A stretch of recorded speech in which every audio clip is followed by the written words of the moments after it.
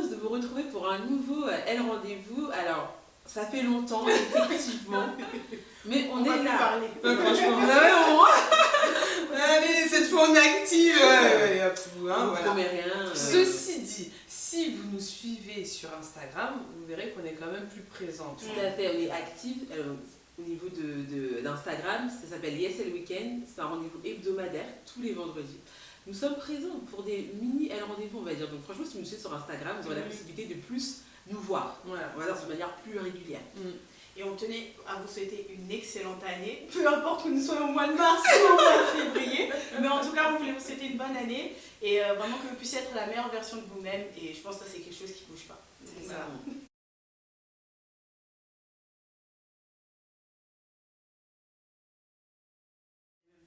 Une relation toxique, c'est une relation qui est à l'opposé d'une relation saine.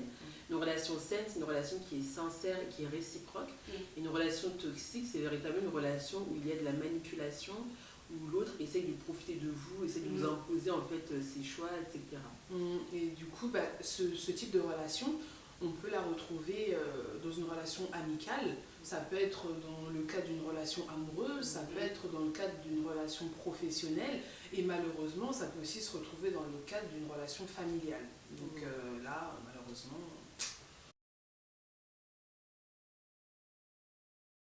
Alors, je pense qu'on peut parler de relations toxiques lorsque, par exemple, dans le milieu professionnel, votre responsable va avoir des remarques désobligeantes à votre égard en vous disant que voilà, vous avez ramené quelque chose à manger aujourd'hui, vous êtes bien coiffé aujourd'hui, on dirait que durant toute la semaine vous n'étiez pas bien coiffé.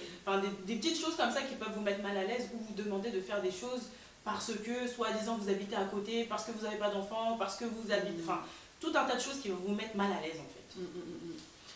Moi, je pense aussi qu'on peut parler de relations toxiques dans le cadre d'un couple. Par exemple, le mari ou la femme vous fait comprendre que vous avez de la chance d'être avec elle et en gros se permet de vous faire de la violence physique ou morale, psychologique. Là, on peut parler de relations toxiques. Et on peut même parler, je pense, de relations toxiques au niveau familial, au niveau parental en fait. Les parents toxiques, malheureusement, ça existe. Et on va voir l'exemple de parents qui prennent des crédits au nom de leurs enfants, qui ouvrent des crédits, qui ouvrent des comptes incroyables au nom de leurs enfants. Ça, c'est totalement toxique, ça ne fait pas du bien à la personne. Allez, la relation, par exemple, vous demandez de vous marier pour avoir... Oui, c'est vrai, c'est vrai, c'est vrai. Bon, après on en rit, mais c'est pas drôle, C'est vrai mais que ça c'est va. parti. Il y a aussi le fait, on peut rajouter aussi l'amitié. Par exemple, aller toujours dans le même contexte, aller taper des personnes parce que vous voulez être bien avec votre ami, ou bien même aller voler, faire tout un tas d'escroqueries parce que c'est votre ami. C'est une relation toxique. On peut pas dire... Dans un premier temps, moi je dirais qu'il faut mettre des limites à cette relation, mettre un cadre à la relation toxique, parce que la personne qui émet de la toxicité, je ne sais pas si ça se dit, mais elle ne s'en rend pas forcément compte. Donc le fait de mettre un cadre, déjà ça vous protège vous, en tant que personne, parce que ça ne vous fait pas du bien en fait d'avoir cette relation-là, ça vous détruit, votre âme elle est... pour rattraper ça là, c'est super difficile. Et après tu as également ton interlocuteur, enfin l'autre personne qui est dans la relation, elle aussi c'est la protéger en fait, que de mettre une limite, parce qu'elle fait ça avec vous aujourd'hui, demain, ça se trouve qu'elle va repartir avec une autre personne. Et le fait de mettre une limite dans cette relation, ça permet également, je pense, à la personne, au toxique, de s'analyser, de faire une introspection, de réaliser que là il a été nocif avec vous et après qu'il ne reproduise pas ce schéma avec une autre personne. Moi, je dirais aussi qu'il faut mettre la personne face à ses responsabilités, parce que comme on l'a dit, souvent la personne, elle ne s'en rend pas compte. Mais nous, on s'en est rendu compte, vu qu'on ne se sent pas bien. Donc je pense qu'à un moment donné, c'est important de pouvoir exprimer ce qu'on a pu vivre, non pas dans le ressenti, mais dans les faits, en expliquant, voilà, tu as fait ça, ça ne m'a pas fait du bien, voilà où on en est, qu'est-ce qu'on fait en fait? Parce que à un moment donné, il faut que la personne puisse aussi se rendre compte de ce qu'elle fait.